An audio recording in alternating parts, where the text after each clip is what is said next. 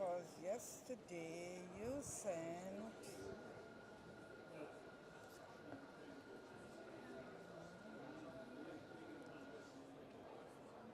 No, Oh, it's in the other group. this one. Yeah, this one.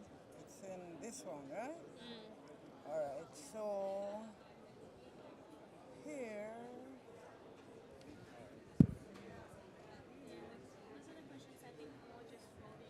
I think one is the one that I have on the notes here. It's different.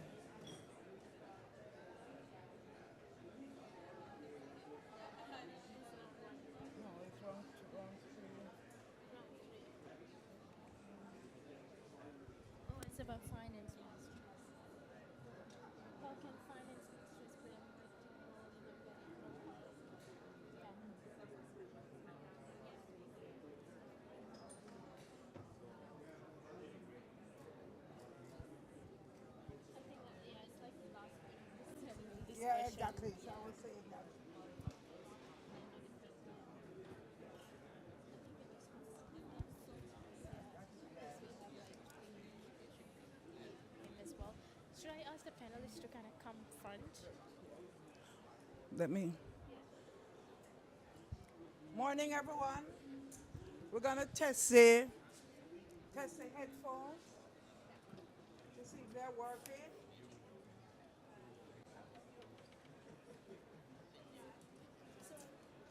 So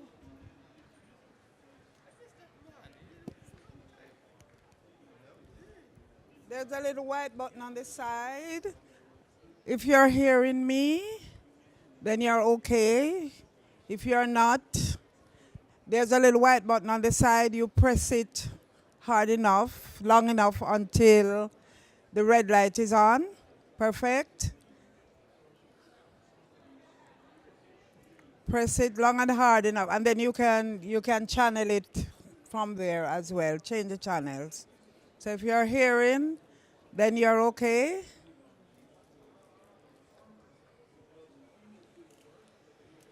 Press it long enough until the red light is on, and then yeah.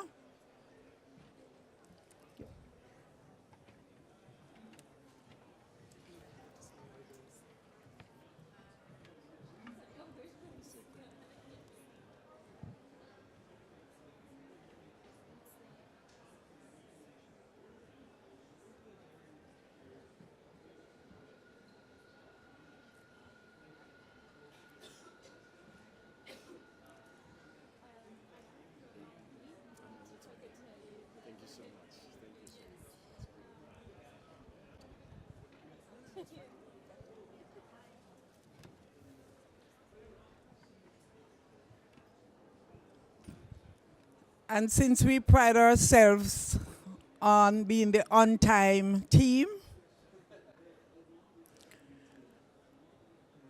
if you permit me to start,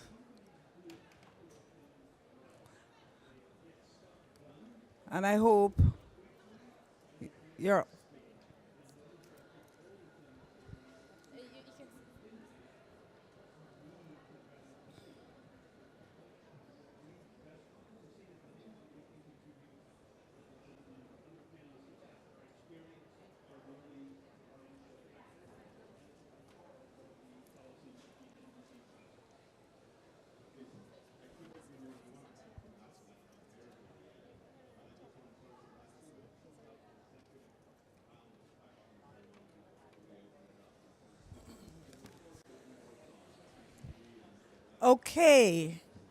You can. okay.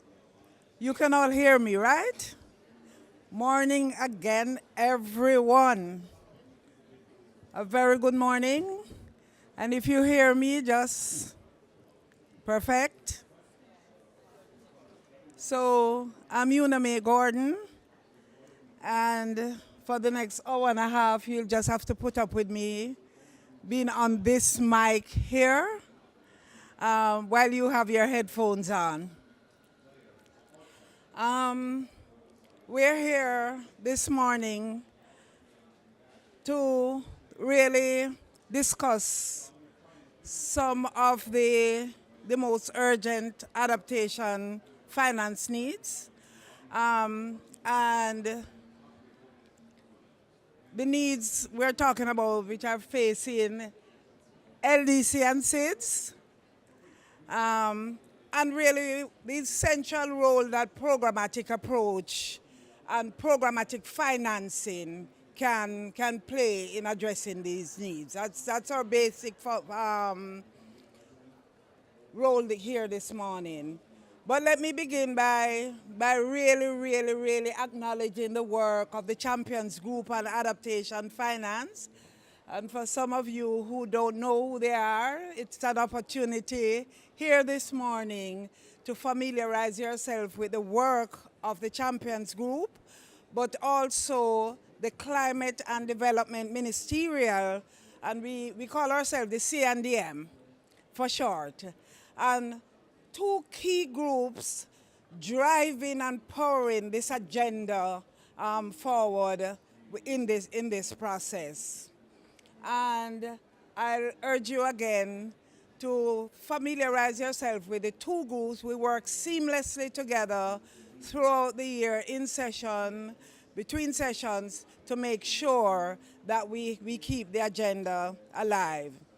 The Champion Group itself, working behind the scenes, has been really vital in ensuring continuity in keeping adaptation finance on the agenda of donor countries and building this crucial relationship with LDC and SIDS. And I think we started, good to see you, Anna, in COP26? Yes. Yes, I'm losing time to that.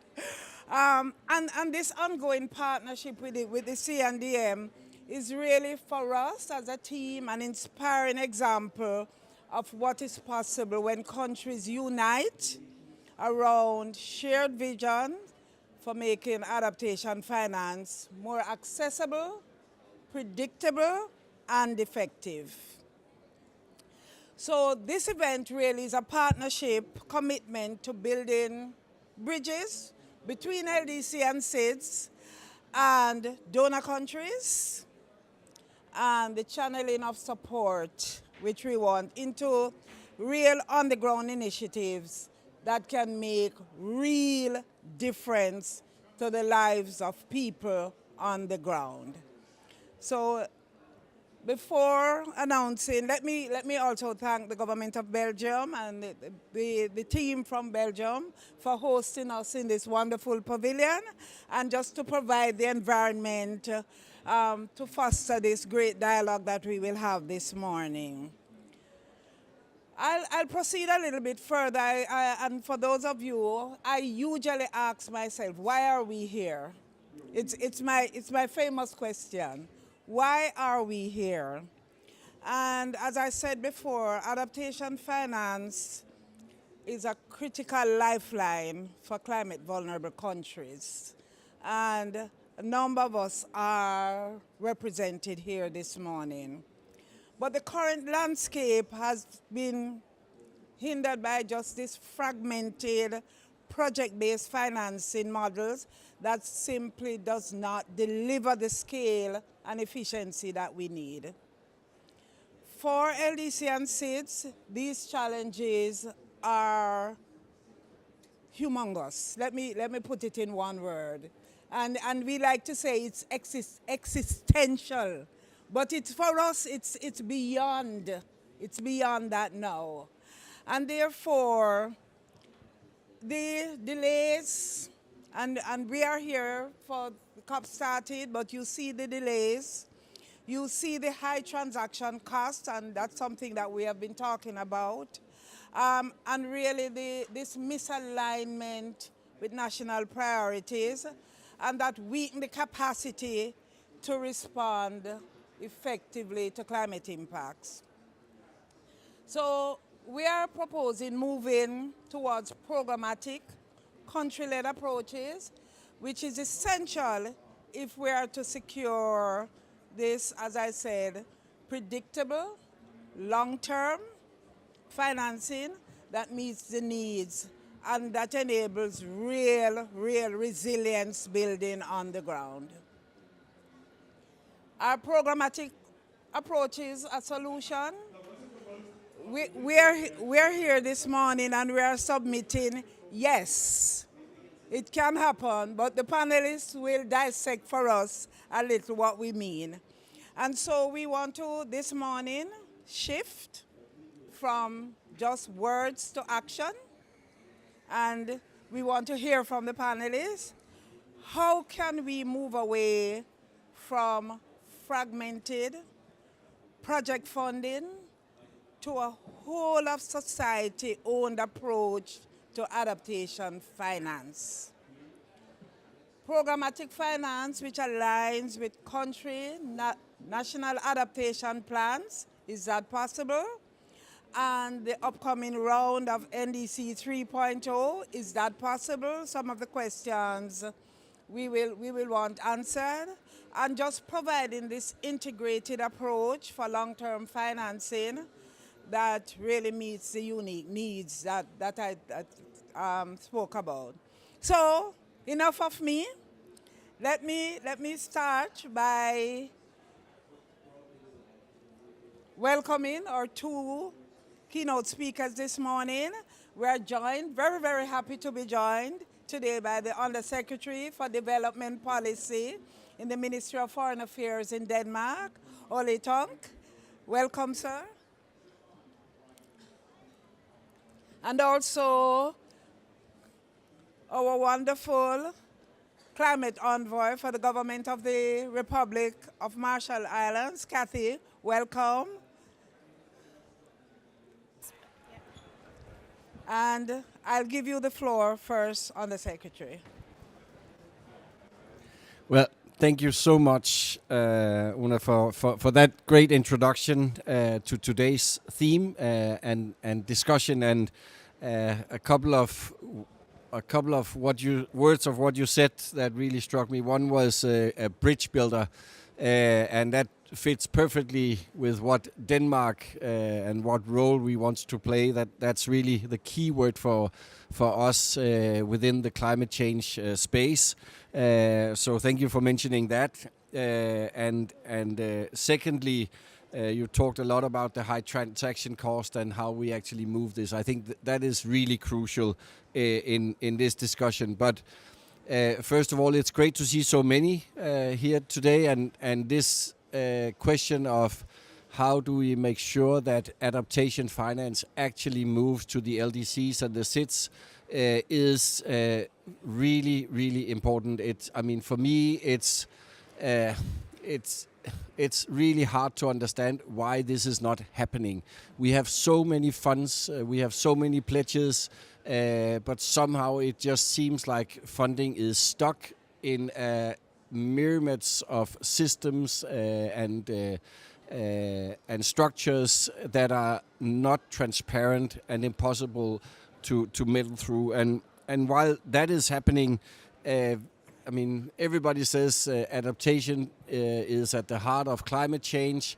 We've seen the latest report saying that we will, we are already at 1.55 this year. We will, as a minimum, reach 2.8, some say 3.1. So we know the climate will change and temperatures will rise, and we need to adapt to that one way or the other, and we need to prepare for that scenario in not too many decades. And if we don't do it now, the bill in the future will be, extremely high. So everything we can pay up now and secure our countries and islands now is really money well spent in terms of value for money.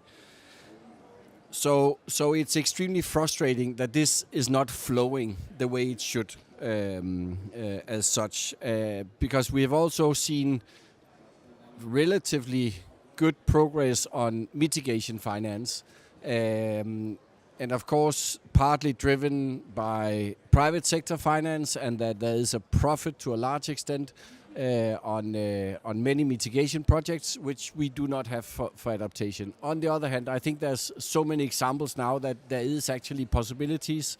And Denmark, we recently launched a fund on adaptation at a global level, where we put in a foundation of guarantees and then asked the different fund managers to bid on that and see how much private sector money could they leverage for adaptation on that. I think that's one way to move forward and to attract more private finance into the adaptation side of things. And the good thing with this is that we can actually earmark it to areas also. We can say this is mainly for LDCs, and then the fund managers will need to bid on projects only in LDCs or SITs. For Denmark, our grant-based development assistance, the government has decided to reserve 30% for climate change funding, and out of those 30%, 60% of that needs to go to adaptation as such. So that's for Denmark, like the minimum we need to put into adaptation as such. But again, as I started out by mentioning, we actually use a lot of the global funds, both the Adaptation Fund, the Green Climate Fund, etc., etc. So for us, as putting money into those funds, it is extremely important that those money actually filter down to where it is needed on the ground in LDCs and SITs. And anything we can do to make that happen, we are really ready to push that in the boards, etc., of all those funds. We are committed to the enhanced adaptation finance vision and to the implementation of that. I really think it's great work that has been done in this group, really valuable and something, I mean, very concrete, tangible that you can actually use in practice, which I believe is extremely important. On the role of the NDC 3.0 and the NAPs, this is what everybody is saying now. So it's, I mean, when we see the NDCs coming up soon, or the next generation of the NDCs, I trust that we will also see adaptation being integrated in many of them, so that we have one overall document, government-led, where adaptation is seriously integrated as such. What many will do is basically take their NAPs, those who has developed an app, and then copy-paste that, I believe, into the NDC as such, which is also basically fine. And finally, I want to mention our work together with Vanuatu, Tuvalu and Ireland on Goal 1 on how to pool adaptation finance. I think that's also really a key moving forward. There are too many initiatives, too many funds around, and for making sure we have a model where the finance can flow freely, we need to simplify that moving forward. So we are also committed really to move that forward and use the country platforms, etc. On that. So for me, just a huge thank you for all the work you have done in this group. Really looking forward to today and the recommendations and how to take them forward. And I'll leave it at that. Thank you so much.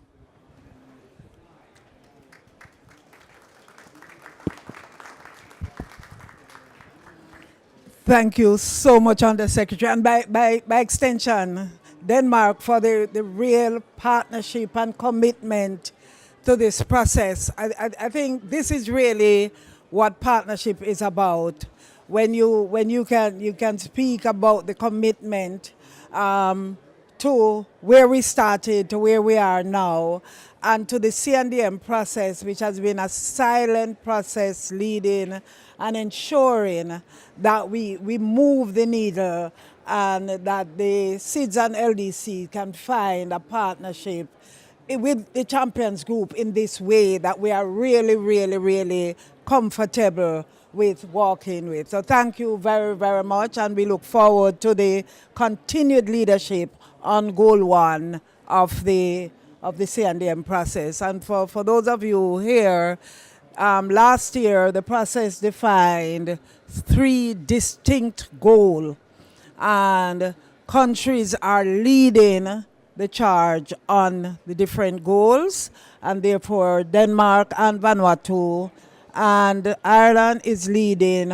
on goal 1. So you should also familiarize yourself with what those 3 goals are and the actions that we have set ourselves to just peel away and make the process simpler for all. So thanks again, Undersecretary, and I'll turn over to you, Kathy. Okay. Hi, Yagoyaolib. Thank you so much. I'm really glad to be here today. And I want to thank the organizers for inviting me to speak at this event. So today I know we're tackling the topic of programmatic approaches to finance. And for us, it means that we can implement our climate plans in a way that's true to the way we develop them, with self-determination in mind. And the idea of, being able to direct the process of adapting our islands, which is really important to us as Marshallese people. I think any national planning and implementation at the national level is a really long-term, continuous, and iterative process. And so the financing has to also kind of be that amount of that kind of flexibility, and it needs to last that long as well. The intermittency of received finance for both NDCs and NAPs is unfortunately not really fit for purpose. I think with our national adaptation plan, in the Marshall Islands, we're looking at some large-scale adaptation plans that are, elevating lands, relocating communities internally, and of course extending land out into the lagoon. And all of this needs to be done, and to be able to implement at such a large scale, there's a lot of also internal processes that we have to change as well. And I guess all that to say that having finance that is long-term and not necessarily in short spurts makes it a lot easier to be able to be flexible to those changes and to be implementing those long-term and large-scale changes.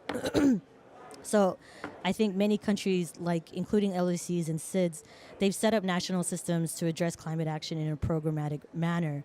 But the capacity is still needed to structure our climate needs, including through stakeholder engagement, and then also understanding the climate finance instruments that are available to us. So a programmatic approach is really another term for the empowerment to make a better decision. So we need the community of support providers to make the necessary reforms to adapt to how we believe our adaptation action should be carried out at home. So we need long-term finance, accessible finance, like I said, and of course the flexible finance, which brings real and lasting impact to our to the value of our climate implementation. So there's some things that the Marshall Islands has done. I've already mentioned the National Adaptation Plan that we completed just last year, and we're in the process of doing a lot of outreach. But there's and setting up kind of and restructuring our systems and looking at all of that to be able to manage the implementation. But the other thing we're also done is we've established an Adaptation and Resilient Trust Fund, the MIRA. And it's designed to be a one-stop shop for donors interested in contributing to Marshall Islands adaptation efforts, and in being able to provide that finance, but also in us being able to direct where that finance needs to go and what are the urgent tasks for the adaptation implementation. So we hope this is going to be a way for us to ensure transparency and accountability of funds received, while also giving the flexibility that we don't get through the project by project approaches. By having a nationally owned platform that's designed to deliver on our NAPs, we hope that we'll be able to get money quickly to where it needs to go. So, we've had, many countries have had many examples of how difficult it is to access finance and then how it stalled things up. A quick example of that for us is that we received financing to build a massive seawall around an atoll called Ibai, and for the past 5 years, it stalled, and there's been no seawall built to this day. because of not being able to, because the finance was just really difficult to access, and there was all kinds of issues with the mechanisms. So these are the kinds of things we're talking about, and ensuring that we get the funds. It's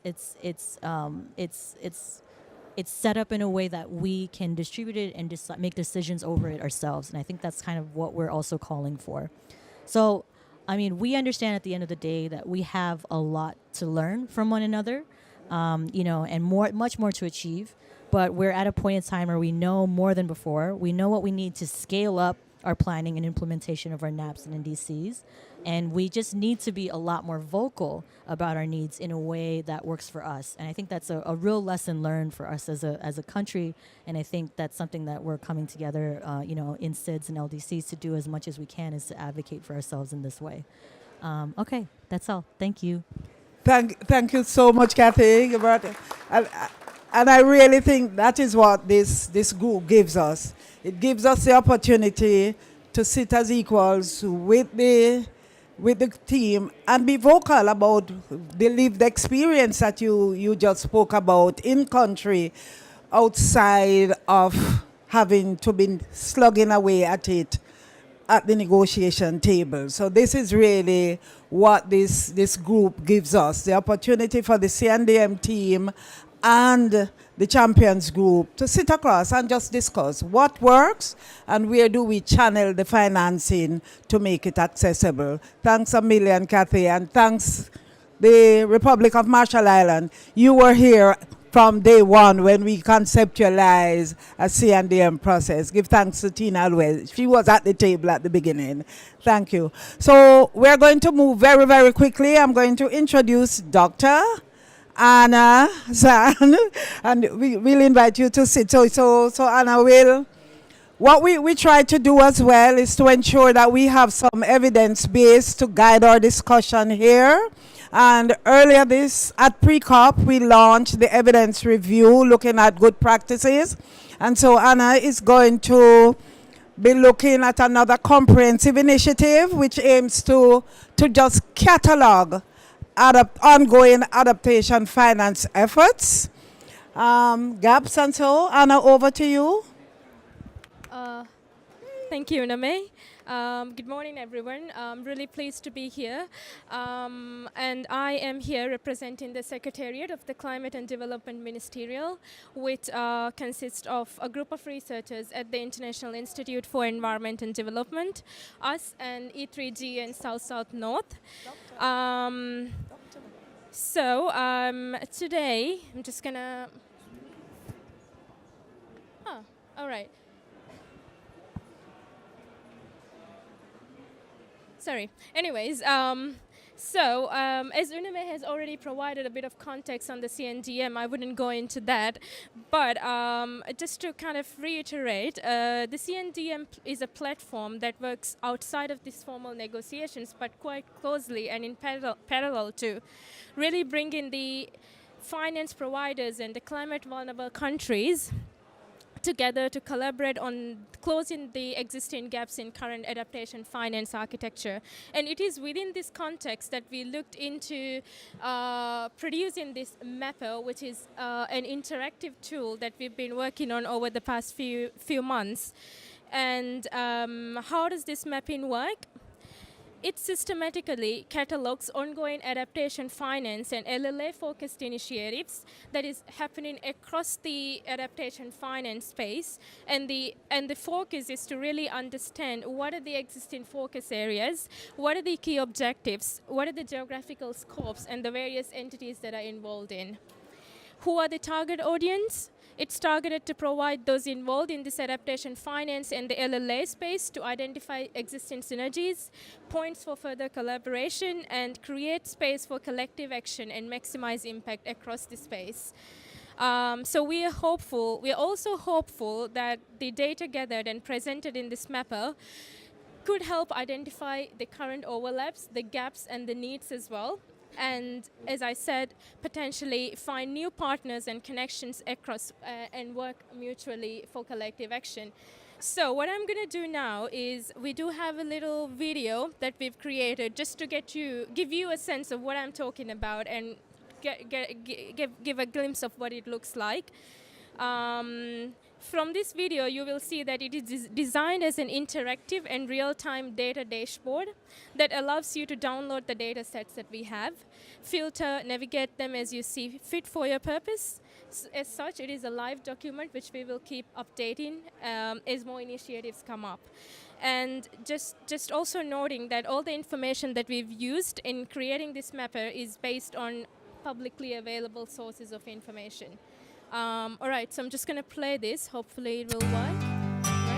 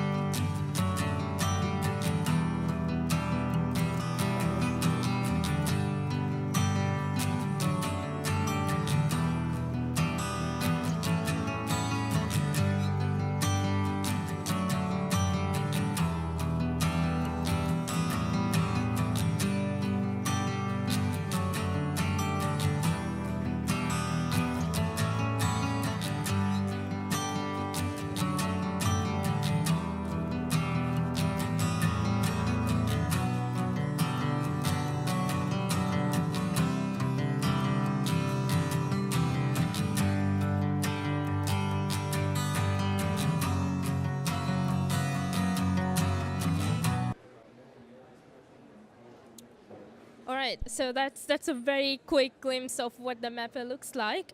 Yeah. All right. So now, just to kind of briefly talk through, I wouldn't go too much into the methodology, but just to kind of highlight the approach that we've used in identifying these initiatives. So as you have seen from that short video, we have cataloged around 200 initiatives, out of which 97 are public-focused adaptation finance initiatives, 48 were private-focused adaptation initiatives, and 55 were around programmatic LLA-focused initiatives. In terms of identifying and cataloging these initiatives, we used a multidimensional approach that you see here. Each of the initiatives were assessed across these key kind of aspects that you see here: the geographical scales, the sectoral relevance, the regulatory environment, the financing mechanisms that we used, the implementation cycles, the specialized adaptation finance strategies, and the data management systems. I wouldn't go too much into the details of each of these, but you will be able to find and read a bit more about this on the mapper itself.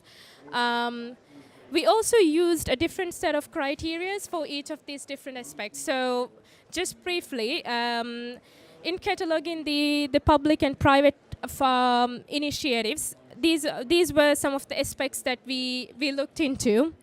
For example, what is the type of financing mechanism, or what were the sources? Is it like a public adaptation finance or private adaptation finance? What are the sources?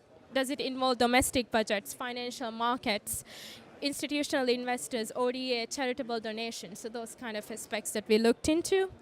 And in terms of planning and implementation cycles, so things such as the processes in identifying bankable investments planning, developing national adaptation investments and project support, monitoring frameworks that are used by these initiatives. Also things around the types of financing and the approaches. So does it involve transformative adaptation approaches? Does it finance NDCs, LTS, or NBCEPs? Does it have tailored adaptation financing for SMEs, for example? Does it have nature-based adaptation aspects? Or place-based adaptation finance, meaning things or strategies that are particularly tailored to fit the needs and context of different geographical regions or levels. Yeah. And also, of course, research data and knowledge management in terms of whether it supports infrastructures for collecting and managing climate-related data to identify financing needs and gaps. in terms of mapping the LLA or programmatic LLA related initiatives, a different kind of set of criteria was used. So this is kind of the framework that we've used, which rests on 3 key pillars that you see here: empowering local adaptation governance, strengthening adaptation capacities, and enhancing adaptation financing and innovation. And these pillars are underpinned by these foundational aspects that you see here, like community governance, inclusion, policy advocacy, capacity building, technology for adaptation.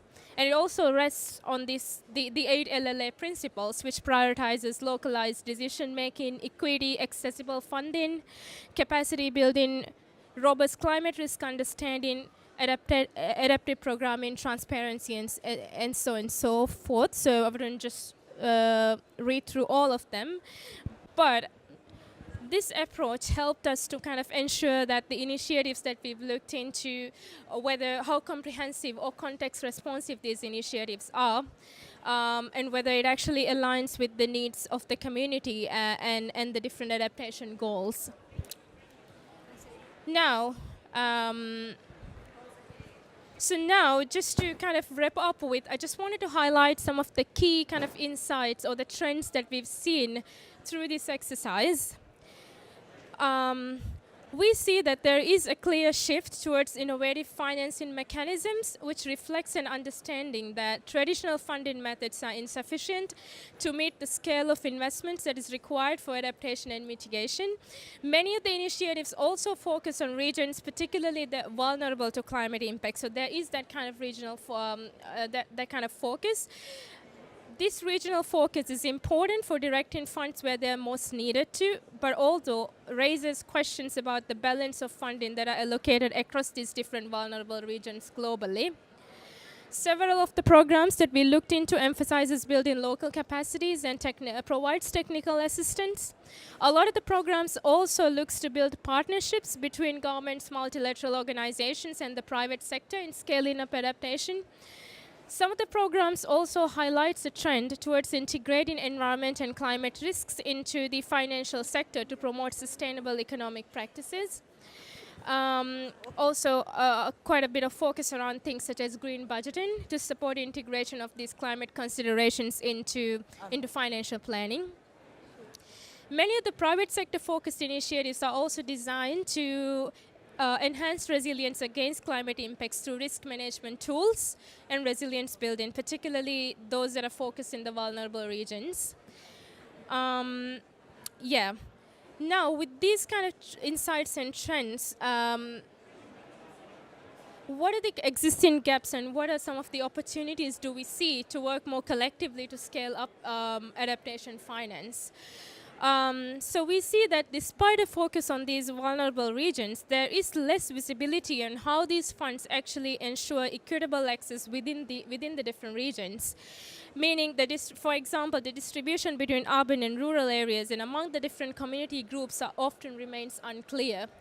Many of the initiatives focus on immediate or short-term funding, without clear pathways for longer-term sustainability and independence from external financing. So, meaning programs often lack detailed exit strategies or plans for financial self-sufficiency, thinking of the long term. There is insufficient detail on the monitoring and evaluation mechanisms of many of these initiatives to actually ensure transparency, accountability, and learning. We also see a need to develop mechanisms that can be better scaled up or replicated across the varying geographical contexts to actually maximize their impact globally. At the same time, more targeted initiatives are needed to address the specific vulnerabilities, especially in small island developing countries. We also see a gap in standardized frameworks across the initiatives for measuring impact and the effectiveness of these initiatives that we already have within this space. And lastly, there is also a need to place more emphasis on building local capacities in emerging and frontier markets to effectively utilize and manage the funds that are allocated to these countries. That's a very quick kind of overview of some of the key insights and the gaps we have. you should be able to scan this QR code to access the mapper. And like I said, since we used publicly available sources in cataloging these, do reach out to us via there'll be an email address provided and the CDM email. Do reach out to us if you have if you've missed anything and if you see any mistakes as well, and we'll be periodically updating this mapper. But we sincerely hope that this is a useful tool, and I'm really, really pleased to be launching this here today. And yes, that will be all from me. Thank you, Uname. Yeah.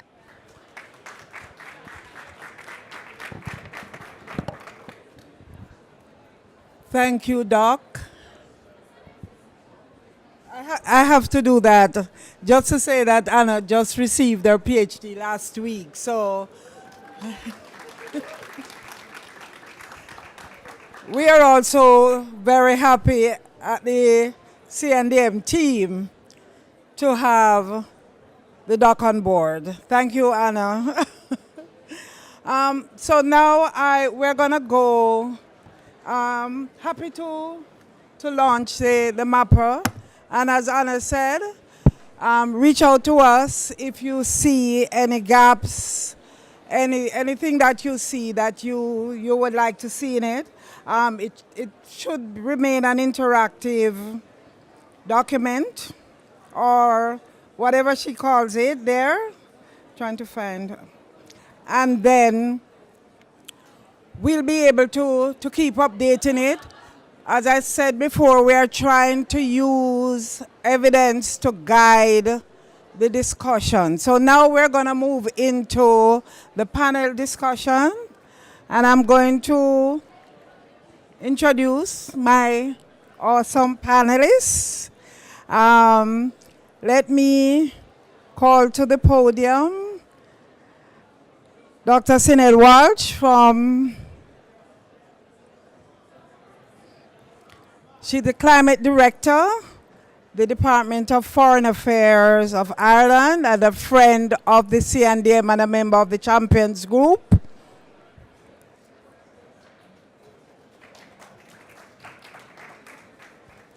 Arjasina Roy from the Asian Development Bank. I call them the Awesome Climate Bank. And Arja is a Principal Climate Change Specialist at the ADB. I'm going to ask my friend Tracy from Life AR. I think we're missing a chair. Yeah, we're missing a chair. And our friend Sam, the Assistant Commissioner, Macroeconomic Policy Development of the Ministry of Finance, Planning and Economic Development from Uganda. And we need the Ministries of Finance in all our discussions. So welcome. Welcome, Sam.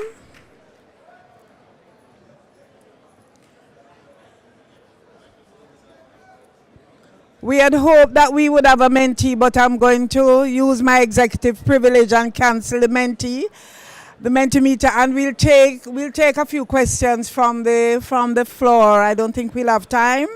So let's start off. I'm going to have 3 rounds of questioning to the panel, and I'm going to ask the same question to each panelist so that we save time.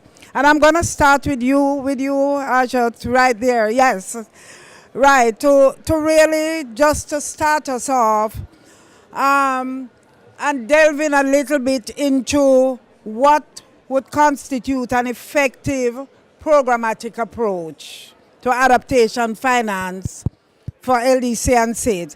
And really, how can we define and standardize these models across different contexts? You heard what Anna said, you heard the two presenters. So just to explore for us a little bit the approach and then link to the NDC and that process, if that's too hard or easy. Thank you, and thank you for CNDM for organizing this and for inviting us. And it's always great to have in a panel which is moderated by Uname. So thank you for that. I was very happily passing on the microphone to the other end, thinking I can speak last, but okay, it didn't work. Thanks for the question. So I'm going to answer the question purely from a perspective of a multilateral development bank on what I think, from MDB perspective, a programmatic approach for financing adaptation is. So as an MDB, I think we have got three, let's say, tools with us. One is finance, concessional finance, and in the context of SIDS, it's primarily grant financing, thankfully, and other concessional financing. Our financing is predictable. And the third is we have access to the agencies which make decisions on finance, namely ministries of finance in most countries, right? So if I plate these three, so finance available, predictability, and access to our strength, then what I mean by programmatic approach is a country has put in place a longer, let's say a 20-year vision for adaptation, which we heard from Kathy from RMI. And that vision is guided by some concrete outcomes, metrics that they want to achieve after 20 years. And then you work backwards from 20 years to unpack that maybe into a 4-year cycle of funding, knowing that every project that's going in the 4-year cycle is adding up to the 20-year vision. And I don't think that's very difficult to do, actually. It needs a certain, breaking the silos of how planning happens. So you have 20-year vision with concrete outcomes. You have 4 years of, 5-year cycles. And every single project, you're demonstrating how it's contributing to that outcome. But in order to make that happen, you need three things. You need a robust set of project pipelines. And I use the word projects over here, not programs, because projects add up to the 20-year program. You need that concessional financing, preferably grant financing in most cases, available. You also need a good understanding that what kind of adaptation investment requires what kind of financing and how it can be funded. I think that's a very big gap. Yes, we totally agree, transformational adaptation projects, not bankable, you need full grant financing. But maybe there are some other adaptation projects which can be financed through concessional financing. So I think it's important for us to have that understanding. And lastly, before I end, programmatic approach is not just about the money and the project, it's also about the policy reforms required in a country. So is your institutions in a country better able to absorb this sort of long-term planning and the money that will come through it? Is the institutions working together with different institutions in your country and with other partners? It's also about whether the institutions like the public financial management systems are able to better absorb, better track money, etc. So a whole bunch of things has to happen at the more policy level to make it happen. So for me, this issue of having the right projects, the right funding and financing mechanisms, and the policy reforms all constitute towards this programmatic approach, which is not very difficult to operationalize. It needs a bit new thinking. Thank you. Thank you, Ajay. And really defining really concretely what we mean by programmatic approach. And I'm whole of government, whole of society, whole of institutions just coming around. Tracy, I'm going to go to you and I'm going to ask you the same question, which I'm not going to repeat. No, just go ahead. It's on. Thank you, Uneme. And I'm going to speak from a practical perspective. Ogo says it's easy to do, but I'll say it's not. Programmatic approach, as others have said, is long-term, requires long-term finance. But it also builds on government's own planning systems, as others have said. And we know that government planning is usually 5 years, and then we're developing new plans. So how do we plan in the long term if there is no coherent long-term planning within government systems? Some governments are planning long-term, but many are not. So how do we enforce a programmatic approach when the planning cycles with governments are short-term? So I think for that to happen, it needs a shift in the government systems to move away from short-term planning to long-term planning. and then we can achieve a programmatic approach. Secondly is the siloed approaches that governments take. We have different ministries focusing on different sectors, but also on the funding side, the donors also have priorities. Some are interested in education, some are interested in health. So how do you bring a program together when you have one donor interested in one thing, another in another sector? So that is a big problem that we need to deal with. And it needs a really holistic change in the way governments plan, but also conversations with the funders to have coherent funding that is not focused on sectors or programs. Because when we look at climate, it is cross-cutting, it affects all sectors. That's what we're trying to do in LifeAir. LifeAir is the Least Developed Countries program for effective adaptation and resilience. And Ireland is one of our very first funders with the UK.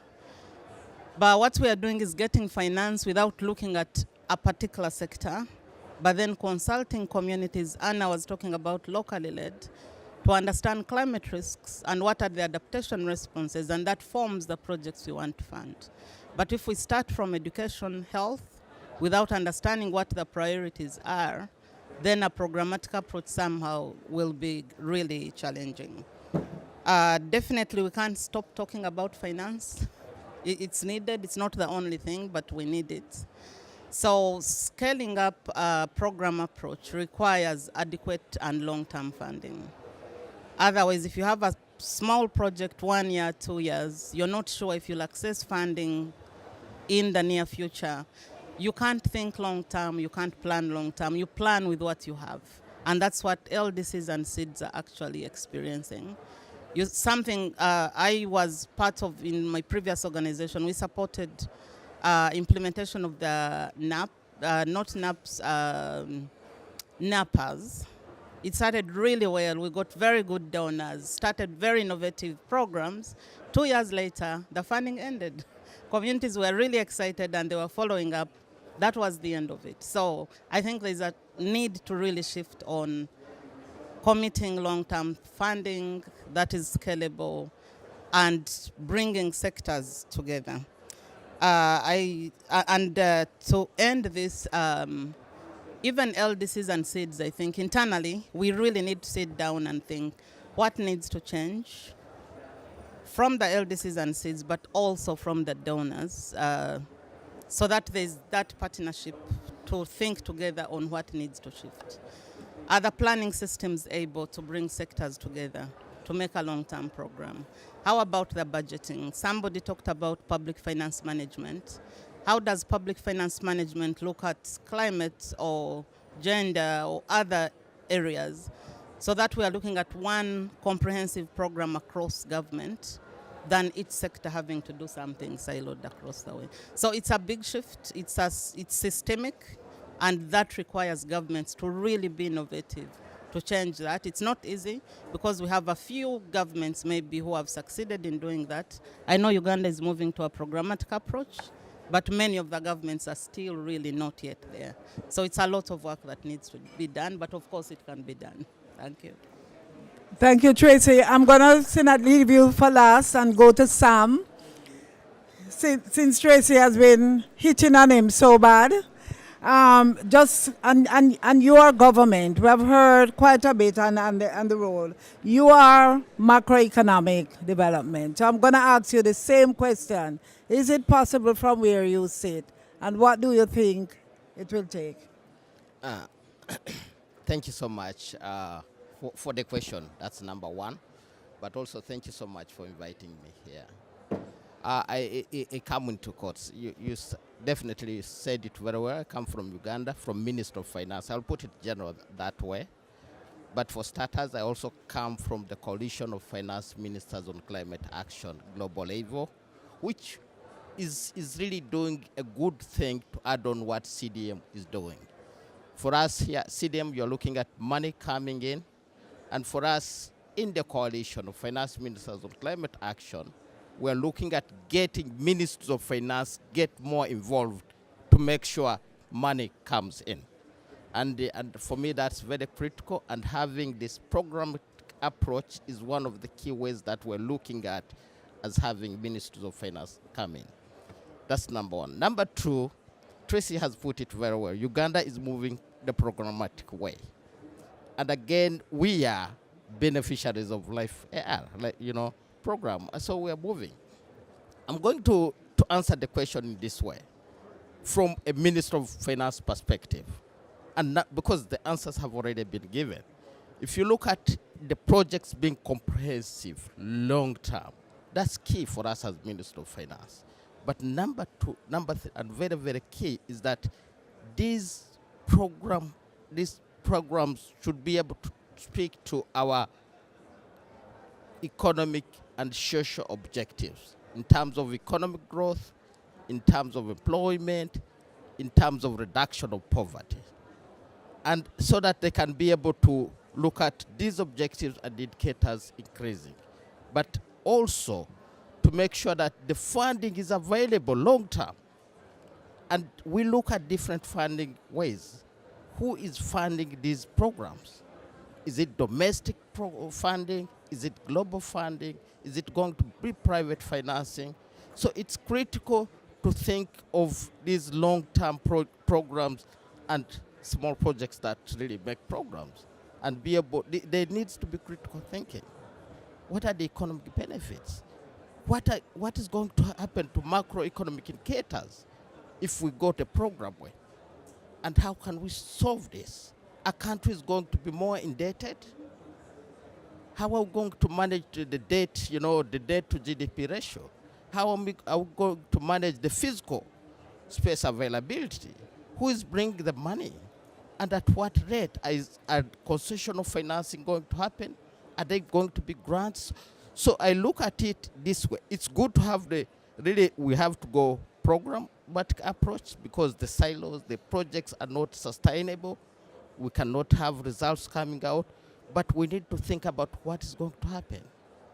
And for me, this is critical to defining the programmatic approach. Because one of the things, now back to the solution, is that we have to have our institutions developed. That's why we come to the framework, the planning framework in our countries. Uganda is moving to the programmatic approach. We had many sectors, agriculture, health, education, but now we're talking of 20 programs. And all of them are feeding into our economic objective and growth agenda. The issue here comes in, the silos is still in our mind, like you put, because it's easier to implement. So how do we move there? How do we implement it is the question. We've tried, we are there, we are planning, but I'm telling you, we still have a challenge there.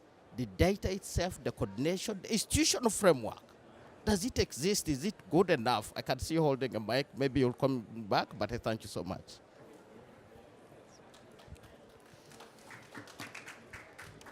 I think you hit the nail on the head. How? And so this partnership is also trying to find that question.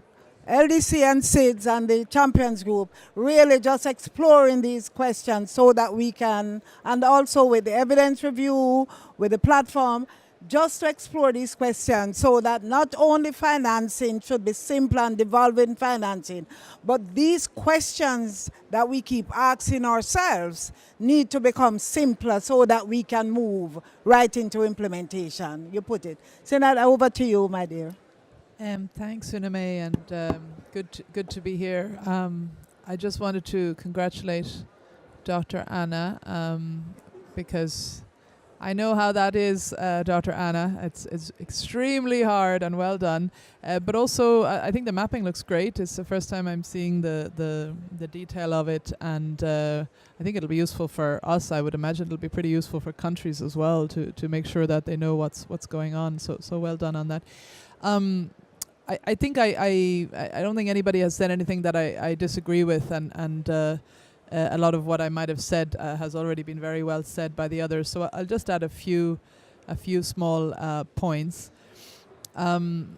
We have actually good evidence that the current approaches are not working. So I don't know if people saw in the adaptation gap report there was 168 adaptation projects looked at. and over half of them were kind of critiqued for lack of sustainability and the benefits not going beyond the timeline of the project itself. And one of the main reasons for this lack of sustainability was poor planning. So I think a lot of what we're talking about today is precisely to try and address that, and it's really urgent. I think, you know, we are moving, I think, as a collective more in this direction. I think we're having more conversations around, you know, linking NAPs, NDCs and investment planning. I suppose one thing I would really highlight is that, you know, adaptation is nothing but good development, right? And I sometimes I get a bit frustrated in the climate space with all these conversations about programmatic approaches, because I'm from the development sector and we spent decades talking about this, and we don't need to overcomplicate it. I think we all are kind of saying the same thing. We know what it is. You know, we should really spend our efforts now on how we're actually going to do it in practice, and it has to be, as Sam has said so well, you know, really I think centralized in an overall government plan. I don't know, Urgo, if you're going to talk later about the new MDB adaptation platform, which climate investment funds and others are looking at, but that's something that I think we're quite interested in terms of that, you know, sort of pulling together, you know, of different parts of government and not sort of incentivizing, I suppose, from the funder side, you know, not working through silos. Yeah, I think a lot, as I say, has already been covered. The reforms that are needed and linking those ideally with maybe the technical assistance that the projects have, you know, have the ability to give, and Kathy spoke about that earlier on. Maybe one other point I would mention is just about data and modeling, and I think it came out also in the mapping exercise. It's something we're quite conscious of, actually, that in some cases the fundamental data is not there. So we kind of think we know about the issues, but that's not enough for the private sector. And when I have conversations with the private sector about why they don't get more involved in adaptation, they often say to me, I think, Urgo, you've been in some of these conversations as well, that the you know, the concrete data you know, at baseline is not there, and then therefore how are you going to get your indicators and move on from that? So we're supporting some programs through some of you might know the early warning work through people like SOF or the work with Global Shield, which has an aspect of actually just, you know, providing support for those fundamental systems that countries have to have the data and modeling on an ongoing basis, which can then be used for this project and that project, rather than every single project doing their own kind of original data collection. So I would just add that in. But I think that's it, Uname, from me. And that's a really nice segue. I'm happy I left you for last, because I think one of the things we are saying is we don't need to overcomplicate things, and really sometimes around the negotiating table things get really complicated. So as I said before, this process, this track which we are running, which is just not a complicated process. We sit around, we discuss, and we find the solutions. And there are some initiatives, and that's why the evidence review which we launched at pre-COP, the mapping exercise, is also to provide some of that real-time data and real-time evidence that things are happening, and therefore. So how then could we, and I'm going to ask then the second question which I have here. I think Sam, you started to talk about the role of the ministries of finance. And some of us in the public sector knows the role of the Ministry of Finance. You don't bend. So half of the time. But I'm going to the Ministry of Finance in this new dispensation should now become an enabler of this programmatic approach. So I'm going to go to that question about the role of the Ministries of Finance in embedding this programmatic approach How do you think? What should be the role or the new role? So we were involved, I was involved in the finance ministers, the coalition, in the early days of the coalition. But really, there must be a new role for the ministries of finance when we come to the NAP and the new round of NDC. So I'm going to ask that question, put that question forward. And I'll start with you, Sam, to continue to articulate, and I'll ask everybody else if they agree with you in that new role. I hope they will. I hope they will. For me, really, the most important role of Minister of Finance is to ensure that the NAPs and NDCs are integrated within the country's mine planning framework, in the national development plans, the long term, and also the annual budget estimates. It's not an easy thing to do, but that's what, I listened to all when he said, if we can paste the NAPs to NDCs. And I was seated there, I was like, okay, can we paste the NAPs, NDCs to national development plans and we have one plan? And I'm like, this can work. But that is the major role of Minister of Finance that which it should be done, to make sure that that is institutionalized. And it takes a lot. For example, the macroeconomic modeling and the impacts are looking at the economy. That's Minister of Finance should be able to do that and inform whoever is all the stakeholders that these are the benefits and the risks that we may go into if we go the program approach. The second one is to make sure that the environment for funding is good enough. One, to attract the climate finance, global climate finance, is good enough to have the domestic finance go into adaptation and mitigation. But more important, that the environment is going to attract private financing and blended finance, in my view. And to do that, if you have to go to the private finance, private investors are going to go to low-risk areas and high-profit areas. So Minister of Finance should be able to put incentives to de-risk the investments and increase profits. And also what we need to do is, like I started, Ministers of Finance at one point were laid back. We said Minister of Water and Environment and other technical ministries can do everything. But we need to come at the forefront, because this is no longer an environmental issue, it's a developmental social issue. And we need, like I put it first, we need to have these programs embedded into our country objectives, development objectives. So that role is significantly for Minister of Finance, and we have to play it. Have institutional framework, have policy frameworks in place, and also be able to put a conducive environment. I thank you. Tracy, you want to tell us what you think from where you sit, the role of the Ministry of Finance? How should they enable the process? Thank you, Yoname. I first of all want to look at NAPs and NDCs from a policy perspective. And from the previous development of NAPs and NDCs that I got involved with, as Sam says, you'll find that they start with different sectors other than ministries of finance. And there's also a disconnect between the policy process and the financing of the NAPs and the NDCs. So most of them come up as shopping lists without a plan of how are they going to be funded, are they realistic or not. The second point is the top-down approach of developing the NAPs and the NDCs, where they were done at national level, national CSOs. We are talking about locally led adaptation, but in some cases, the communities were not consulted and their priorities are not in these policies. And they are not fit for purpose then in terms of what are the locally led climate priorities that need to be in the policies.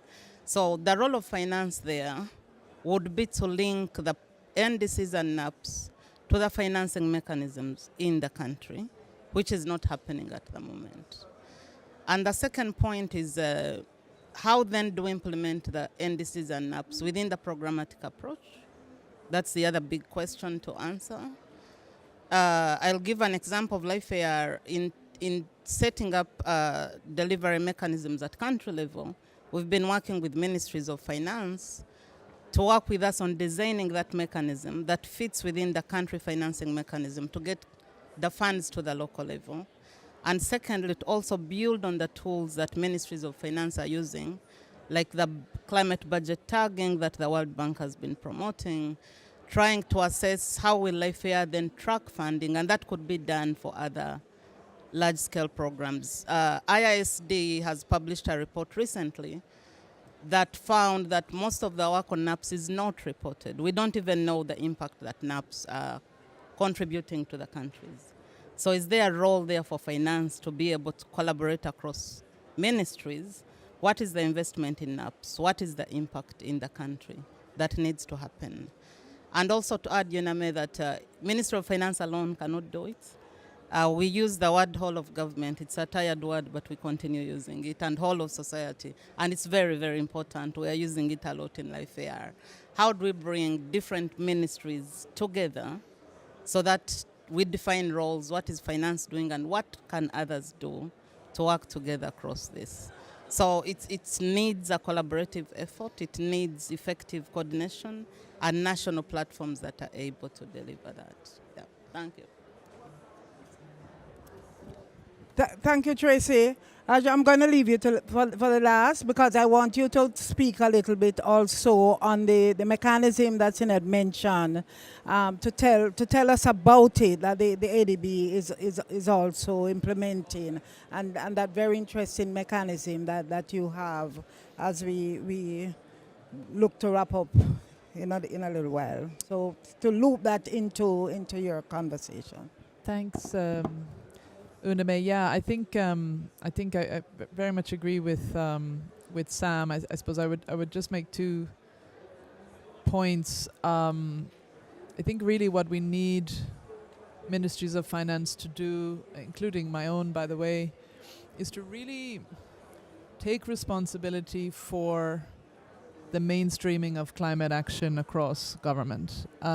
What we often see in governments, all types of governments, is, that is the job of the Ministry of Environment and, Ministry of Finance. We are doing sort of other things. I think we can all see so clearly these days that, if climate risks are not kind of fully taken into account in national systems, then really we're missing an enormous trick. And I think having also the capacities within, I'm not sure how you would feel, Sam, about capacities within the Ministry of Finance in Uganda, but I know it is really challenging, because we suddenly need Ministry of Finance staff to have a strong handle on climate risks. And actually, a lot of this is kind of emerging science and emerging capacities. So I think we really need to sort of push that. It's not about duplicating the work of environment ministries,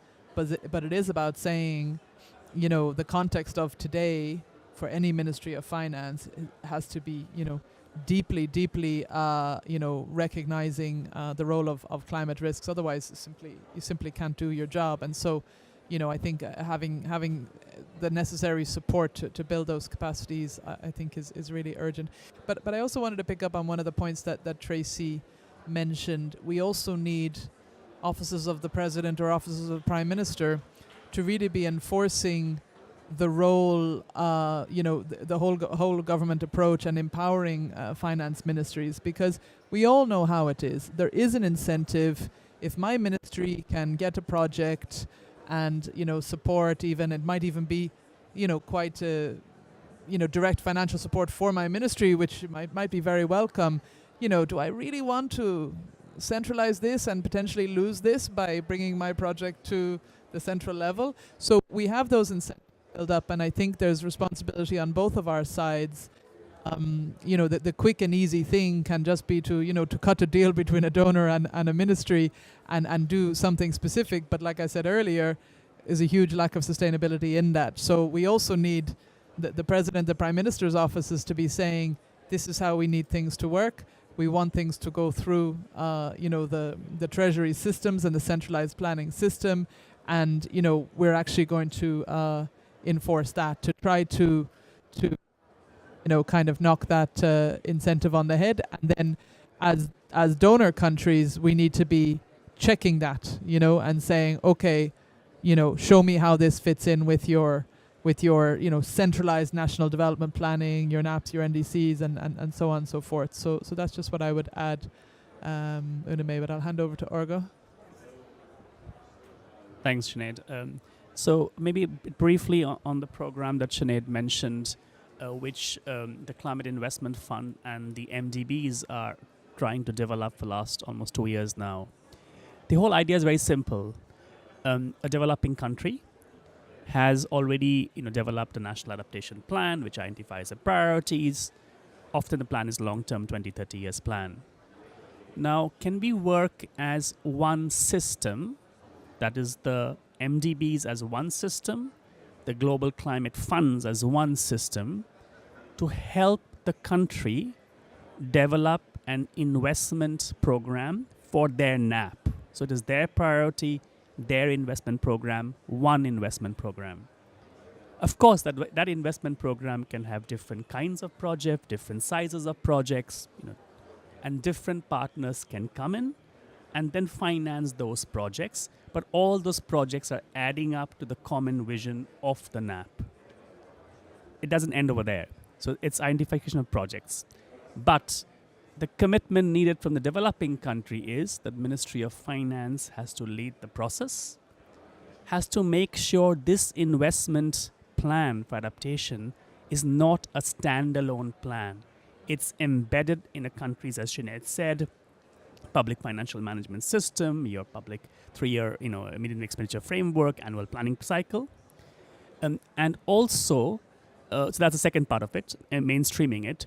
And the third part of it is engage the domestic private sector more systematically in this planning process. So create the right enabling environment the domestic private sector might need, whether it's development of taxonomy or incentive frameworks or right pricing, whatever is required. Create that enabling environments so you as a Ministry of Finance is able to bring the private sector much more systematically and engage them in the planning process.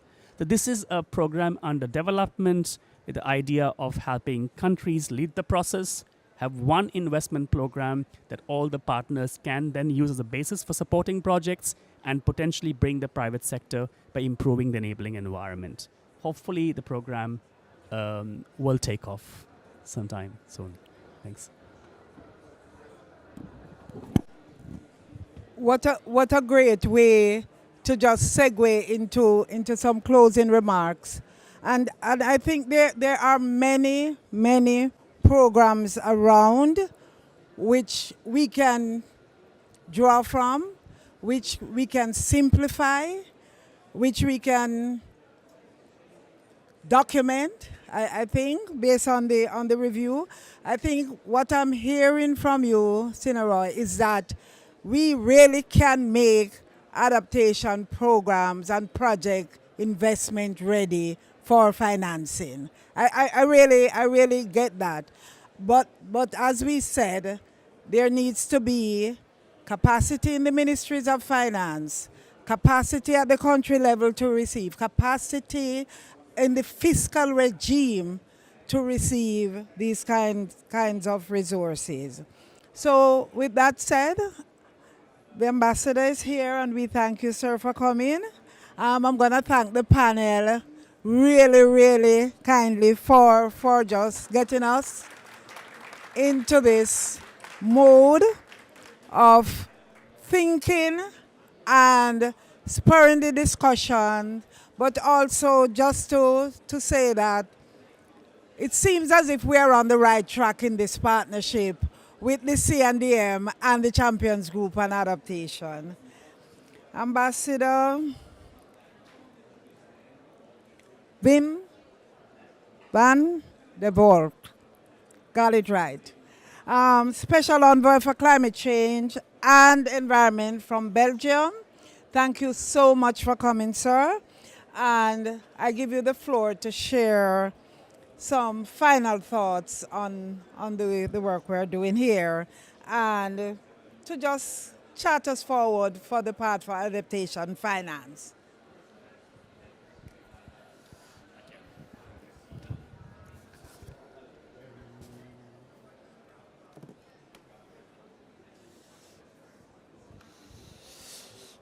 So thank you very much, Ms. Gordon, dear panelists, dear ladies and gentlemen. Thank you very much for this apparently interesting exchange. I missed part of it. Excuse me for that. I was in another activity, but I could catch, I think, the gist of the debate. I want to thank very much the organizers, first of all, for bringing the Champions Group and Climate and Development Ministerial Group here together for this event. It is important, and it has been said many times before, not just today, but in the previous days, and it will be repeated in the next days, I think, that an exchange between partner countries and donors to agree on what is, frankly, a very basic principle. How do we ensure that we do the international climate finance right? And that is why, as Belgium's special envoy for climate and environment, I'm proud and happy that we are hosting today's event at the Benelux and EIB pavilion to have a couple of thoughts about it. From the Belgian side, we absolutely agree with the need for a programmatic approach to adaptation finance as it is being championed at this event today. Firstly, because development cooperation and international climate finance can only be effective if there is a real ownership from the recipient country's side, if it is grounded in a country-led strategy and in programs. And in doing that, we development partners, we indicate what expertise can be brought to the table. Recipient countries guide us to which finance and capacity gaps we can try to fill on that basis. Secondly, we agree with the need for a programmatic approach because of the magnitude of the challenge. So international climate finance requires scale, and a scale that a project-based approach can never achieve. So it is also in our own donor interest to have that programmatic approach, and of course we want that finance effort to be effective. Belgium is a proud member of the Champions Group and also applauds the Climate and Development Ministerial with a strong evidence report on good practices on adaptation finance, which was published last month. And just to remind, what are our priorities in development finance? I can be very brief. You heard it many times before, maybe. So first of all, we focus on LDCs in Africa. That is a very clear programmatic focus point. Secondly, we work a lot, if not most, of our finance efforts on adaptation. It is not always evident, but it is our clear focus, which we have chosen since many years. And thirdly, we work through grants, not loans, grants. 97% somewhere, I heard, are grants. 30% of our climate finance goes to multilateral climate funds, such as the Green Climate Fund and the least developed countries fund through multi-annual and therefore predictable core contributions. And much of the remaining finance is provided to programs that strengthen countries' own systems, such as the Green Wall Initiative in the Sahel, the Central African Forest Initiative in the DRC, and also the UNCDF local initiative in Uganda, Tanzania, and Mozambique. So, ladies and gentlemen, I'm coming to a final point. I was informed that also during your exchange you had some thoughts spared on an important aspect which concerns capacity building. The key role for us as development actors is not just to provide that finance, but also to strengthen the capacity of governments to develop and implement their national strategies, and so that the programmatic approaches that we have been talking about can really become a reality and a successful reality. Crucial partners in this regard are the NDC partnerships and the UNDP Climate Promise, which Belgium's development cooperation is financing to support governments in developing their NDCs, NAPs, clean energy transition plans, in enhancing their access to the GCF funding and so forth. So, ladies and gentlemen, the COP29 is still young and we still have the capacity, I hope, to absorb new information. But I think we had some interesting thoughts here exchanged today, and maybe you will take these valuable insights further down the week and the next week as we are here. I want to thank especially the panelists, the moderator, and the organizers from the IIED for making this happen. And I wish you all a very successful stay here. And maybe you can spare a minute here at the bar for a coffee and a cake. Thanks very much. Thank you, Ambassador, for that really, really very strong commitment to the partnership as well. As we close, I want to thank the team. As I said at the beginning, the CNDM team, which is the Secretariat managed by the IIED, and you see us, the team around, E3G, and South North from South Africa, which constitute the CNDM Secretariat, but also the Champions Group and Adaptation, which has been a real tangible partner in just helping us to move this bar along.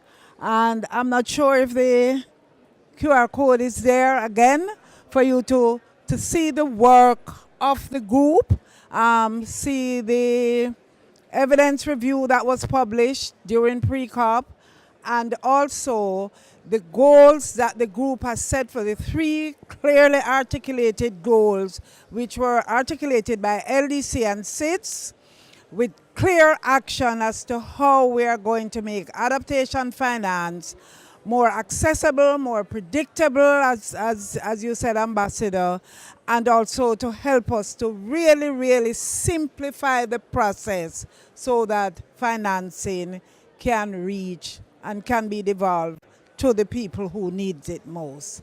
Thank you all for coming. We pride ourselves on the on-time group, and therefore we start on time and we end on time. Thank you all very much, and we see you in the next one. Okay.